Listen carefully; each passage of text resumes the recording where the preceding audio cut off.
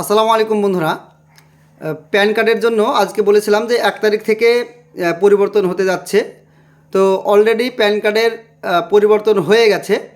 সেখানে ডকুমেন্টস হিসেবে লাগছে আপনার বয়সের প্রমাণপত্র লাগছে এবং ঠিকানার প্রমাণপত্র লাগছে এবং আপনি যে ভারতবর্ষের বাসিন্দা বা পশ্চিমবঙ্গের বাসিন্দা সেই এরকম একটা ডকুমেন্টস লাগছে। ওখানে লেখা দেখলাম মানে এর আগে প্যান কার্ড করতে গেলে যে ফর্মটা ছিল সেই ফর্মটাও পরিবর্তন হয়েছে।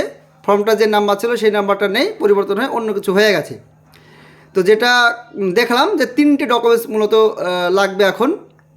তো সেখানে আপনি আধার কার্ড তো লাগবে, আধার কার্ড অনুযায়ী আপনার প্যান কার্ডের নাম্বারটা আসবে, আর আপনার বয়সের প্রমাণপত্র এবং আপনার ঠিকানার প্রমাণপত্র।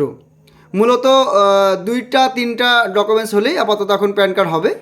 যাদের জন্ম সার্টিফিকেট আছে তাদের জন্য খুব ভালো খবর, এবং যাদের জন্ম সার্টিফিকেট নেই বাদবাকি আরও অন্যান্য ডকুমেন্টস থাকলেও হবে। তো এখন আপনি খুব সহজে মানে আজকের আগে খুব সহজে প্যান কার্ড করতে পারছিলেন, এটা আর নেই। আপাতত 2-3টা ডকুমেন্টস লাগছে। তো প্যান কার্ডে পরিবর্তনে এটাই দেখলাম। পরবর্তী আপডেটের জন্য অপেক্ষা করুন, আরও ইনশাল্লাহ আস্তে আস্তে জানতে পারবেন। তবে এখন যারা প্যান কার্ড করতে চাচ্ছেন করতে পারবেন, অসুবিধা নেই। তবে সাপোর্টিং ডকুমেন্টস হিসাবে আপনার বয়সের প্রমাণপত্র এবং ঠিকানার প্রমাণপত্র লাগবে। এটা হচ্ছে মূল বিষয়।